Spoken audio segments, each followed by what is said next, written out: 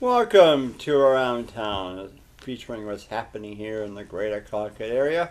And as we come to the last days of September and go into the month of October, I've got my pumpkin out here with, well, not really Halloween, but it's orange and some little pilgrims over there on there. And got some apples and a football from Michigan and, the fall stuff that's going on. And actually, though, if you go into some of the stores, you'll see Christmas stuff already. But anyhow, so we're in the month of October, and my guest today is Paul Brogan, and Paul and I have such a good time as we talk about what's gone on in Concord in years past, and what's going on now, and what's going to happen in the future. God knows what that'll be, but anyway.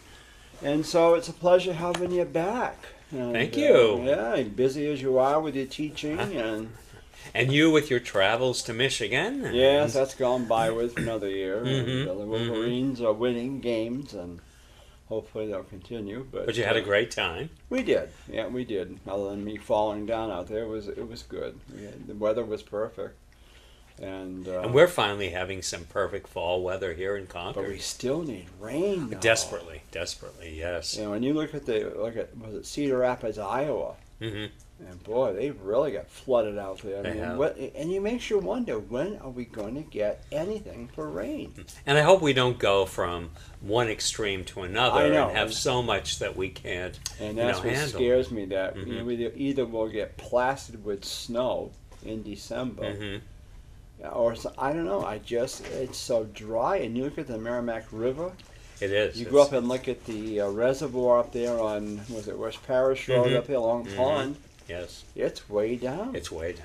It's I noticeably. don't know. No, it's been a very strange, and we went last time, the last show we did a few weeks ago, it was up in the 80s and hot and humid, and now we've gone to the other extreme. Yesterday was only in the 50s. Yes, 55 it was. And boy, so it's a little nippy, and we've had the furnace come on at home a little bit.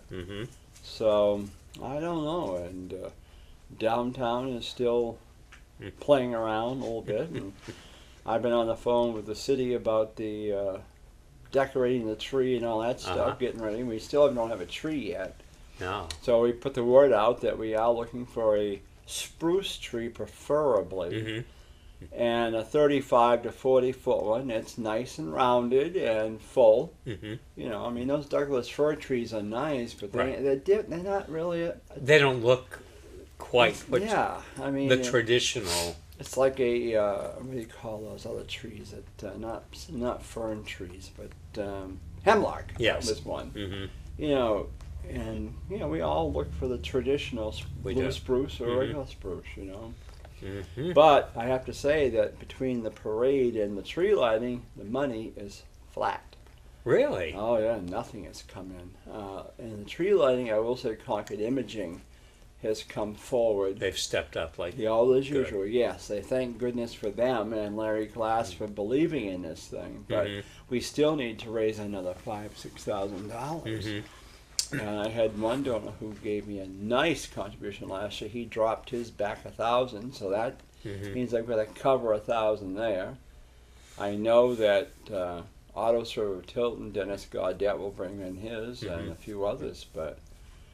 Of course, I know it's early. Yes. But in one sense, now we're looking at October coming up. Exactly. It's only 7 weeks away. Yeah. And that really, as the last 7 weeks have flown, it's going to be here before you know it. So that means, and then the parade, we had a meeting recently, and the entries are very slow coming in. And once again, band sponsors are slow. We've only had 2 so far. And we know the Grange will be doing one. Kiwanis does one usually. Stowbag. But I don't know where the rest of them are. Steeplegate Mall told me that they didn't know if they could do much or not this year. They mentioned she told me that they have a new mattress store up there it's all natural mattresses. This is actually in the mall? Yeah, in the mall. It's a store that produces all natural masses. Now, I don't know what that means, but... And somebody has signed a lease to do a pizza place up there, and she was meeting somebody about doing either the pretzel thing or something else. But as I said to her, you're going to need it with the holiday season coming. Exactly. There's no place to eat. No, there isn't. I mean, except for Dunkin' Donuts, there how many is. donuts can you eat? Yeah, exactly. Really, There's that food court. The candy store. Yes. But other than that, yeah, you're right. They need a full-sale food court there. Mm-hmm. So I don't know, but that's what's going on up there. And like I said, I see they approved Red Arrow coming to the... Yes, I'm not sure what's going on. And of course, thank goodness they found their common sense, and Loudon Road will stay as 4 lanes. Even though we know it's busy. But, I mean, even as I compared to Manchester Street, 2 lanes, it's still a mess over there. Exactly. There are many times you cannot get out of Manchester Street to make a left-hand turn to go south on Manchester Street, or even if you're on the other side trying to make a left-hand turn to come back on Manchester. So I don't know. The traffic has really increased here in Concord. Oh, it's amazing how much it's gone up. And with the holiday season coming up, it gets even worse on the weekend. So I don't know what's going to happen there.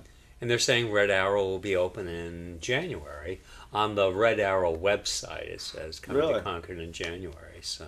And nobody knows what's going on with Dairy Queen. Dairy Queen. That was supposed to have been all... The sign is still up for sale. Yeah, I know. Etc. So I would think they would have taken that down if a deal I would had have been too. signed. But the way it came out in the paper was that they were all set to go and be open by Christmas or by the first of the year. But I don't know. So, wow. I'm glad common sense prevailed with respect to Loudon Road. Wow. Just the process of the construction would have been devastating for businesses and people. And I mean, people today don't have the level of patience that we used to have. If you got stuck on Friday night on Main Street and there was a lot of traffic, which there typically was, you just had patience. You'll get there when you get there. But today people have this driving need, pun intended, to get there as quickly as possible and not to be put out by any kind of delays. Of course, you remember too, you had the foot patrol that would be out in the middle of the street doing traffic duty. Yes. Usually it was at Main and Warren. School Street and Main Street, and I think there was one more, maybe up by Park Street and Main Street. Yes. They'd be out there doing their foot patrol out there doing traffic duty. No, it was a whole different... Well, when I worked at the Concord Theater, we had a policeman would come in every night on the beat, usually around 8:30, 8:45. He came in just to check and make sure, because we were one of the few businesses open every evening. It was just, Officer Bernard, I think was Bill Barnard. Bill Barnard was the one that would come in. And you just had a good relationship with the people in the community, and you weren't afraid of the police or anything. They were very accessible, and it was just a... I know. And then, of course, another thing I was going to ask you about too is there some movement going on with the Concord Theater? Not that I've heard. Somebody mentioned that there's something going on there, and I said, well, not that I had heard rumors that when I had a guest on here a few months ago, I said, it's too bad they don't do something with that. And I was told, well, just wait and see, and so I assumed something was maybe in the wind. But well, it still is closed up tight, and there never seems to be any activity. I know. So I don't know. I don't know what at this juncture they would do, because I think they would probably by now, it's been closed for 22 years. And I think there would probably be a lot of water damage and other things in a building that's that old. It was originally a bakery, the Norris Bakery, before it was a movie theater. Oh, for goodness sake. And it became a theater in 1933. Yeah. They bought the bakery building, and then they converted it, and then it opened in October of 33, and it was open until August of 94. And but it still has 499 seats as far as I know, and You know, the projection booth is there. I don't know whether the projectors are there. Yeah. But, I mean, I tried to get something going with it, and I know Barry Steelman did at one point, and a number of other people, you know, looked into perhaps turning it into a performing arts center, a smaller, you know, venue with maybe 300 new seats for piano recitals, because we lost the Anna Carrico. Yeah, I know. And that worked well for a lot of people that wanted something smaller. You know, that was kind of I don't say a slap in the face to that family, but they really invested in that. Yes. And now nobody even knew that they did anything. No, I mean... so it almost would be nice if they would do something to maybe over there, but... It would be. And that was a... Had you been in there ever? Where? Yeah. Where? The Anna Carrico? Yes. It was a nice. I mean, it was good seating, and I was surprised with a very nice stage. Yes. They had beautiful piano because it was originally Angela Anna Carrico lived on Pine Street, and there had been a fire. Yes, I remember that. Her and her sister Mary, and her sister Mary lived, but Angela died as a result of smoke inhalation. But she had been involved with the music club for many years, and so they were spearheading that, because it was around that time that the Kennedy apartment building went up, and so they put money in and got others to invest to make an auditorium that would be available for almost nothing to any interested people that wanted something. It was about 150 or 160 seats. So it worked very well for a long time. Whatever happened to the Concord? Remember the Concord Friendly Club? Yes, next door to the Concord Theater. Yeah, and out in back, they had a big auditorium. Yes, they did. A hall there. Because when I was a member of the Concord Junior Coach Square Dance Club, we first started in the YMCA, then they moved it there. And so we'd have Friday night, we'd have our square dances for the club. And then, I don't know whatever happened, but I was wondering if that was still there, if they had made something out of it, or what happened there. I went into the place that they turned it into, which is... Well, I briefly went to school when it was the Concord Academy of Hair Design for 2 weeks. Oh, really? And it was all set up in what had been the auditorium with because they also did walk-in service for people that wanted to come in, and the students would do your hair for a lot less than going to a salon. And the stage was still there, but, you know, the whole other area was where they were, you know, running the salon. And now it's used clothing or something like that, or used furniture. Maybe, you know, a second-hand kind of place. So I don't know what's gone on with it now. But it was, for years, I mean, the Friendly Club was really good haven for young people.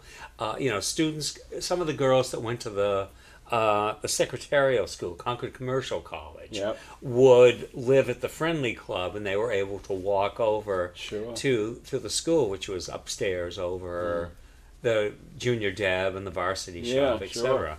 Mr. McGann, I think, ran the school, and they used to also come into the Concord Theater frequently because it was right next door, and the lady that was the house mother, and I don't remember her name now, but she used to come over and ask us if the movie was one that was acceptable for her girls, because she didn't want them coming to a movie that might be objectionable or offensive or very violent and things. So she used to come over and ask ahead of time if it was going to be okay. Well, you know, the other thing, too, when I was driving down, I was reminiscing about, of course, the Concord Food Co-op has done a nice job there. But I got thinking how many people realize that was the first national store, grocery store, you know? I don't, that turned into... Super Duper. Yep, and then Haggett's. Then Haggett's on one side. Then didn't the other side was UPS or something or whatever? Eventually it was, but at first when it was Haggett's, it was the whole thing. And then they sort of Because after the Army and Navy store closed, and Thompson and Hogue, I think, also sold down the alleyway next to Newberry's. Oh, okay, yeah. There was another sporting goods place. Then, of course, you had Aussie Weight. But Haggett's, for a while, after the Army and Navy store closed, there was enough business that they had the whole thing. But then they, divided it up after that. And then I went down to, of course, Bear Right, down that area. Yes. And remember that was where First National went and Yes. built that store. And I said, I wonder how many people now realize that that used to be a big grocery store. And it was. First National. Yes, yes. Now it's like There's no resemblance to it was Bear what Right after it was Bear Right for a while. And then up here on North State was that Champagne's? That was Grand Union? Grand Union Champagne's. Yeah. Was there where that bank is. Santander. Yeah. Yes. Santander or whatever. So you had these wonderful neighbor, and of course the A&P on Park Street. Yeah, that was on Park Street. And A&P. we had all of these. Wasn't the first real big market Stop and Shop probably when it came into the Capitol Shopping Center, right? Yep, Stop and Shop was down Around there. 62. Yes. And so that was our first real big chain. That chain, and then of course IGA Food Line came in by King's in the late 60s. Yeah. But it was all these smaller places, though. And the Lilioses ran a grocery store on Washington Street. Yeah, that was Market Basket. Yes. And And they had one in Pennacook too. yes. And Yes. one on Washington Street. And Harry Lilios, who ran Harry's Steakhouse, was their butcher and selected all the meats and things for there. And then evenings he was down at Harry's Steakhouse. Wow. Which I'm sure very few people remember. I know, I mean, yeah. that's been gone 45 years or more, I Doesn't think. seem possible, does it? No, it doesn't. Really, No. because I remember for a while that Hall Street was First National. That was, yes. And they went out, and no other store went in there either. No. It was It odd. sat empty until Bear Right moved Yeah, in. went in there. And Changed. And that boomed for a while. oh, yes, yes. But, I mean, that was a real, because they had Burger King in there, Burger too. King was the main staple, and then they had that bear show downstairs with puppets and all that thing there. That was supposed to be a big And thing. people just, and I'm sure video games and internet and all of those things. I mean, kids today, I don't think would have the patience or to sit there and watch a puppet show I know. way, we had a lot of imagination, and you could watch something like that and sort of lose yourself in it. And today, everything is so fast paced. Oh, I know. You don't need to. We were happy with trucks out in the backyard. Oh, I know. playing. Yes, that's what I was telling somebody. I said when we were kids, we had nobody to play with. No. We were at the dead end of East Sugar Ball Road, and we had nobody. No, you made your own. That's right. Made our own Yeah. fun. There And were used- some kids down the road, but as my parents said, they worked days, and we had our grandparents that we lived with, and it says you can only go as far as they can see you, which wasn't very far, and it just amazes me how that has changed. It has. It's just And so when they were talking about Loudon Road, I said, at one time it was all houses up there. It was. Except for a few mom and pop grocery stores or whatever. But it's amazing because things change, but the new ones coming in have no idea. No. And that's like where Red River is. How many people can remember when Freight Street was there? Western Auto, and of course Sears was on the corner. Yes. Santa, and it was always in the window. But now we're getting ready for Halloween, and my sister mentioned it the other day that I had some Hershey bars or something, and she said, "Remember when Nana used to buy the box of Hershey bars, and they were the full bars?" I said, "Oh yeah," and we never had any kids, and but she always made sure she had a box Just of in candy case. just in case. And I said, "Now you're lucky if you get the little midgies there." Yes. It's. But back then we had the big bars, and of course if you go up to the Auburn Street area where they block off the streets, and who knows what they get up there? Because I know one house has to serve ice cream. Yes. And I wonder if they I wonder if they do ice cream cones or ice cream sandwiches. I think it's ice cream cones. Or ice cream hoodies or what? I think it's ice cream cones Is from it what really? I've heard, yes.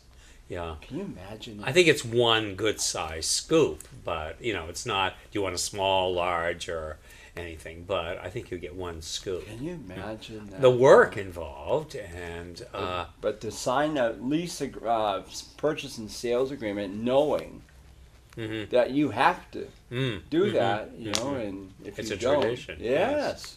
Yeah, never went up there.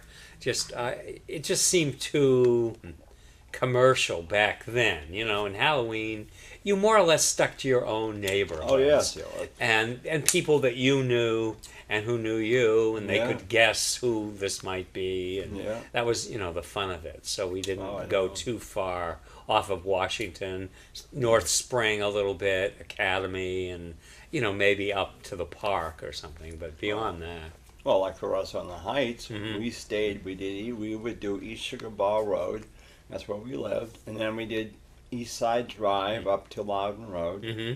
We would do a little bit of Birdland because that had just started to build, and then we would cross and go to Chase Street, Dudley Drive, and then some of Pembroke Road. And then if we weren't too tired, my cousins went with us, and they lived on Heights Road. So we would do a little bit of Heights Road maybe, but we had no problem. Boy, we had a whole big bag of candy, apples, and some cookies, and We always made our own costumes. yeah. But I can always remember Betty Burney, and she and her husband lived on the corner of Christian Ave and East Side Drive. She would give you a choice of either a glass of Pepsi or a peanut butter sandwich or candy. So you had to choose. But it was always interesting. And then, of course, there was another house beside hers, and he was a barber. But I can't remember which. I think he was at Park Street. Okay, downstairs. Yeah, but I'm not sure. But he and his wife had like a nickel machine of gumballs. So he would have all kinds of nickels, and you would put it, and that's what they did. So it was just how things have changed. It was a really nice, and it didn't start a month, 2 months ahead of time either. No. The week of, people started putting out their jack-o'-lanterns, and that was about all you did. And you left your front light on, which was a signal you can come here. That you greeted people, and yes. people that had the light off, you knew there was a good reason why they weren't doing it, and you didn't go there, and you weren't disappointed. But now with spectacles on the houses and in the yards and everything else, and adults dressing up more. Oh yes, it's become quite the. It's been because for a while there in the early '70s, when they had all those troubles with people putting needles in apples and gosh knows whatever else, that Halloween kind of dropped a little bit, but now it's back big time. Bigger than ever. Oh, I know. Almost as big as Christmas. And of course, Pennacook and Lower Bosquen have gate night the day before, which I never could figure that one out. Oh yeah, Pennacook and Bosquen have what they call gate night. And they go out the night before, and then they come down to us the next night. So they double their treats. Yeah. But yeah, I don't know what that meant. No, I don't either. I need to look that up sometime. But yeah, that was their thing up there. And then after that was November 1st, and there was time to Veterans Day, and then of course Thanksgiving. And even then, you never saw Christmas stuff out until the day after Thanksgiving. Well, you saw a few things. The cards, you could go downstairs at Newberry's, and they had the cards out in early November. Yeah. But as far as everything else, it really wasn't until that day after Thanksgiving when magically, the same day, the lights went on downtown. They usually put them up that weekend before. On the poles. Oh, yes. But they didn't light them. But it gave you that sense, it's coming, it's coming here. Yeah. And there was that anticipation and time to improve your behavior so that, the jolly man didn't I know. And avoid the parade was the first Sunday in December. But No, October was always a big month, you know. It was. It was. Not much foliage out there as we go into. Well, they said because of the dry weather, dry they weather. didn't think there would be much. No. Up north, where they had more rain than we had, there'll be great foliage up there. But down here, I don't know. But I can always remember we'd always take that ride up to the Kangamangas. Every year? Yeah, oh yes. We'd take the ride. My grandparents always wanted to see. Oh, we'd go on the Mount Washington boat there. They always enjoyed seeing the foliage and so. But oh yeah, we'd go on that Kangamangas Highway, and us kids would be so bored. It was a long ride. It's a long drive. Yes. You know, and of course, and then of course we'd go up to Santa's Village. We'd stop at Clark's Trading Post. Right. And then go to Santa's Village and make an afternoon of it or a day of it. And then, of course, back then, it wasn't as big as it is now. No. But we didn't care. No. It was just fun. It was fun, it was. And, well, it was sort of like Pine Island Park or... Oh, I know. You remember Pine Island Park? Yes. I tried to find it down there where that was. I know there's this thing that says Pine Island Park. Yes. But where was the park itself? I don't remember. It was next to the Pine Island Drive-In Theater, which was also there. But I couldn't find any more than Benson's Animal Farm. I probably couldn't find. Well, they've reopened that up now, have but they? not as.